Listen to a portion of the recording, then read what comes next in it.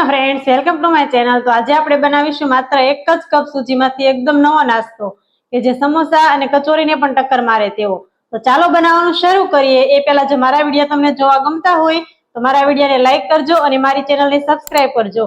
અને હા, મારી રેસીપીના ઇન્ગ્રેડિયન્ટ્સ મેં નીચે ડિસ્ક્રિપ્શનમાં આપેલા જ છે અને મારા વિડીયો મેં ટેલિગ્રામમાં પણ શેર કરેલા છે। તો ટેલિગ્રામની લિંક મેં નીચે ડિસ્ક્રિપ્શનમાં આપેલી છે, તો ત્યાં જઈને તમે જોઈ શકો છો। માંથી એકદમ ક્રિસ્પી અને કુરકુરો આપણે નાસ્તો બનાવવા માટે મેં અહીં 1 કપ જેટલો સૂજી એટલે કે રવો લઈ લીધેલો છે। એને તમે ઝીણો કે પતલો કોઈ પણ લઈ શકો છો। ગેસ ઉપર એક પેન મૂકી પેનની અંદર આપણે 1 ચમચી જેટલું તેલ એડ કરીશું। તેલ એડ કર્યા બાદ આપણે 1.5 કપ જેટલું પાણી એડ કરીશું। 1 કપ સૂજી સામે આપણે 1.5 કપ જેટલું પાણી એડ કરીશું।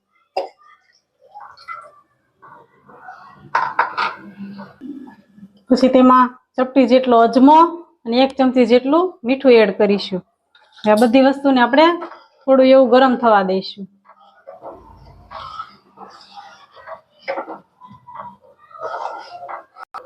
હવે આપણે પાણીને ઉકાળવાનું નથી, સેજ હલકું એવું ગરમ થાય પછી આપણે આ સૂજી જે 1 કપ જેટલી લીધી હતી તે આપણે એડ કરી દઈશું અને એકદમ સરસ રીતે બરાબર મિક્સ કરી લઈશું।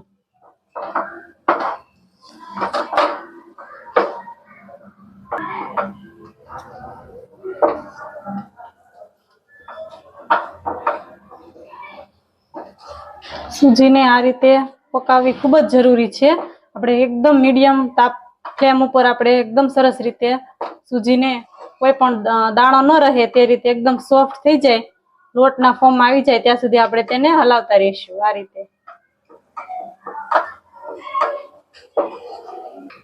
હવે આપણું સૂજીનું મિશ્રણ એકદમ સરસ તૈયાર થઈ ગયું છે। હવે આપણે ગેસ બંધ કરી દઈશું અને પેનને નીચે લઈ લઈશું। હવે આ મિશ્રણને આપણે એક બાઉલમાં કાઢી લઈશું અને થોડી વાર માટે ઠંડુ થવા દઈશું। હવે આપણું સૂજીનું મિશ્રણ ઠંડુ થાય છે ત્યાં સુધીમાં આપણે તેનો સ્ટફિંગનો મસાલો બનાવી લઈશું। તો તેના માટે મેં અહીં એક પેન ગરમ થવા માટે ગેસ ઉપર મૂક્યું હતું, તો તેના ઉપર આપણે 1 ચમચી જેટલું તેલ ઉમેરીશું। આપણું તેલ ગરમ થઈ ગયું છે, તેમાં અડધી ચમચી જેટલું જીરું, ચપટી જેટલી હિંગ અને અધકચરા વાટેલા ધાણા, સૂકા ધાણા મેં લીધેલા છે। હવે આ બધી વસ્તુને એકદમ સરસ તેલમાં આપણે સાતળી લઈશું, જેથી કરી તેની એકદમ સરસ ફ્લેવર આપણા મસાલામાં એડ થઈ જાય। એને સાતળવું ખૂબ જ જરૂરી છે, તો તેને આપણે તેલમાં આ રીતે સાતળી લઈશું।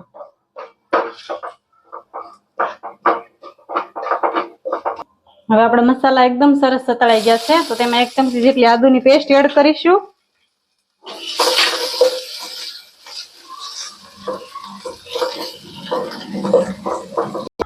હવે અહીં મેં 4 નંગ જેટલા બટેકાને બાફીને લીધેલા છે, તો બટેકાને આપણે આ રીતે અંદર બાફેલા બટેકાને આપણે આ રીતે એકદમ સરસ મેશ કરી દઈશું।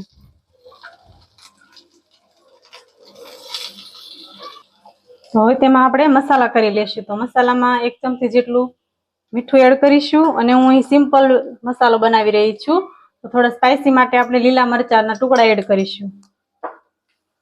ચપટી જેટલી હળદર એડ કરીશું અને લાલ મરચું પાવડર એડ કરીશું।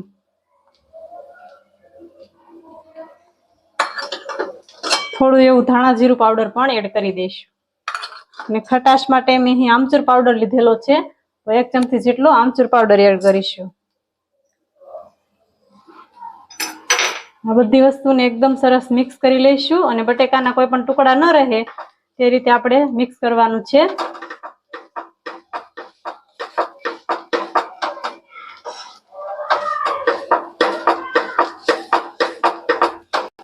હવે આપણે ઉપરથી થોડા ધાણા એડ કરીશું અને બરાબર એકદમ સરસ મિક્સ કરી લઈશું। તમે મસાલાની જોઈ શકો છો કે આપણો મસાલો કઈ રીતના તૈયાર થયો છે। એકદમ સરસ રીતે કોઈ પણ જાતના ટુકડા બટેકાના ન રહે એ રીતે આપણો મસાલો તૈયાર કરવાનો છે આપણે। હવે આપણો મસાલો એકદમ સરસ રેડી થઈ ગયો છે, તો આપણે ગેસ બંધ કરી અને પેનને નીચે ઉતારી લઈશું। હવે આપણા સૂજીને મિશ્રણને જોઈએ તો સૂજી થોડું વધારે પાણી પીવે છે, એટલે થોડું ડ્રાય થઈ ગયું છે, તો આપણે સહેજ બેઝિક એવું થોડુંક એવું જ પાણી એડ કરીશું આ રીતે, અને એકદમ સરસ રીતે લોટને આપણે એકદમ સ્મૂથ કરી લઈશું।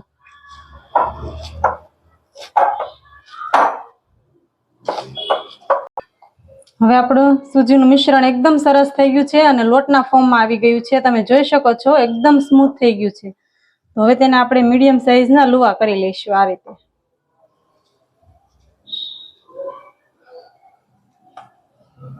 આ રીતે આપણે એક મોટો લુવો કરી લઈશું. હવે અહીં મેં એક પાટલી લીધેલી છે વણવા માટે, તો તેની ઉપર આપણે તેલથી ગ્રીસ કરી લઈશું. આપણે કોરા લોટનો ઉપયોગ નથી કરવાનો, સૂજી છે એટલા માટે. તો આપણે તેલથી એકદમ સરસ પાટલાને ગ્રીસ કરી લઈશું.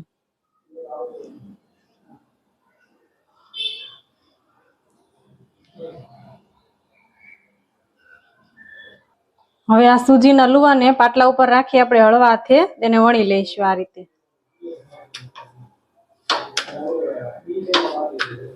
તમે જોઈ શકો છો કે આપણી સૂજી એકદમ સરસ રીતે કૂક થઈ છે. તેના માટે કોઈ તકલીફ નથી આવી રહી વણવામાં, એકદમ સરસ રીતે પલટાવાઈ જાય છે.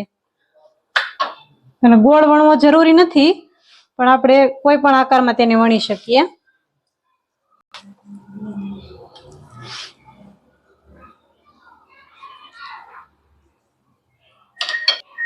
તો મેં અહીં રોટલીની કન્સિસ્ટન્સી આ રીતની પતલી, બહુ જાડી પણ નહીં અને બહુ પતલી પણ નહીં, આ રીતની રાખેલી છે. હવે તેને આપણે ચારે બાજુથી કટ કરી લઈશું અને સ્ક્વેર શેપમાં કટ કરીશું વચ્ચેથી. તો સાઈડનો પાર્ટ આપણે કાઢી લઈશું આ રીતે.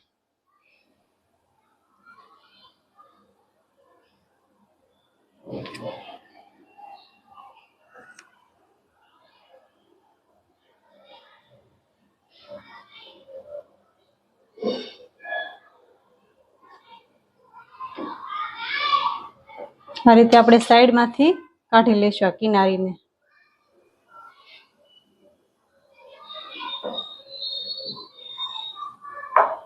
આપણી સ્ક્વેર શીટ તૈયાર થઈ ગઈ છે. હવે તેને આપણે વચ્ચેથી કટ લગાવી અને એકદમ સરસ રીતે ચોરસ ટુકડામાં કટ કરી લઈશું આ રીતે.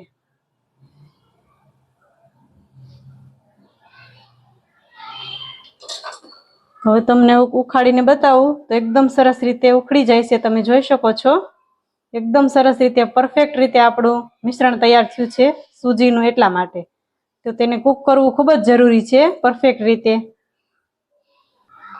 તો અહીં આપણે જે શીટ બનાવીને તૈયાર કરી હતી સ્ક્વેર શીટમાં, તેને આપણે લઈ લઈશું અને આપણે જે મસાલો બનાવીને તૈયાર કર્યો હતો તેને આ રીતના ગોળી કરી લઈશું અને આ રીતના સેજ અમથું દબાવી દઈશું અને સામેની સાઈડથી આપણે આ રીતે ફોલ્ડ કરીશું. બંને બાજુની આ રીતે સામેની સાઈડથી ફોલ્ડ કરી દઈશું અને આ બાજુથી પણ આપણે સામેની સાઈડથી આ રીતે ફોલ્ડ કરી દઈશું અને સાઈડની કિનારીને પણ આ રીતે હળવા હાથે દબાવીને આપણે બંને બાજુથી ફોલ્ડ કરી દઈશું.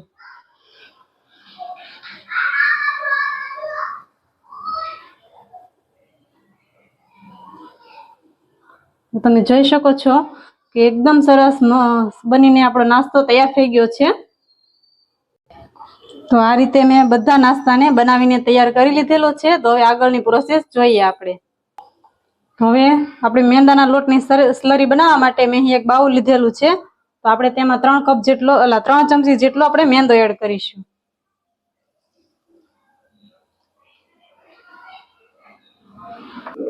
હવે તેમાં આપણે અડધી ચમચી જેટલું મીઠું એડ કરીશું અને થોડું થોડું પાણી એડ કરતા જઈને એકદમ સરસ સ્લરી બનાવીશું.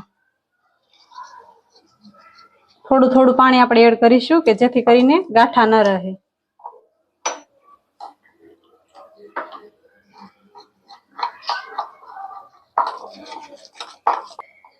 તો મેં આ રીતની એકદમ સ્લરી બનાવીને તૈયાર કરી લીધેલી છે. તમે જોઈ શકો છો વધારે પડતી પતલી પણ નહીં અને વધારે પડતી જાડી પણ નહીં, મીડિયમ સાઈઝની થીક આપણે મેં સ્લરી બનાવેલી છે. તો હવે તેમાં અડધી ચમચી જેટલા સફેદ તલ અને અડધી ચમચી જેટલી કલંજી એડ કરીશું અને થોડા એવા ધાણા એડ કરીશું. હવે બધી વસ્તુને એકદમ સરસ રીતે મિક્સ કરી લઈશું. તો એક પેનમાં મેં તેલને ગરમ થવા માટે રાખ્યું હતું. તો તેલ એકદમ સરસ ગરમ થઈ ગયું છે. તો હવે જે આપણે સ્લરી બનાવી હતી તેમાં ત્યાં આપણે નાસ્તાને એકદમ સરસ રીતે ડીપ કરી લઈશું આ રીતે.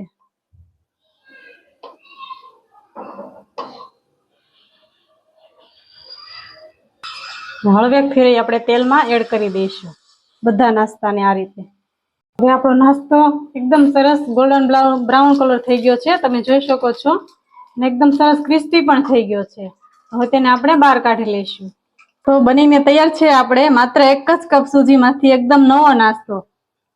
બનીને તૈયાર છે માત્ર 1 જ કપ સૂજીમાંથી એકદમ નવો નાસ્તો. તો મારા નાસ્તાની રેસીપી તમને કેવી લાગી તમે કમેન્ટમાં જરૂરથી જણાવજો, અને જો પસંદ આવી હોય તો મારા વિડીયોને લાઈક કરજો, અને હા, તમારા ફ્રેન્ડ્સ અને ફેમિલીમાં શેર જરૂરથી કરજો. તો મળીએ એક નવા જ વિડીયો સાથે.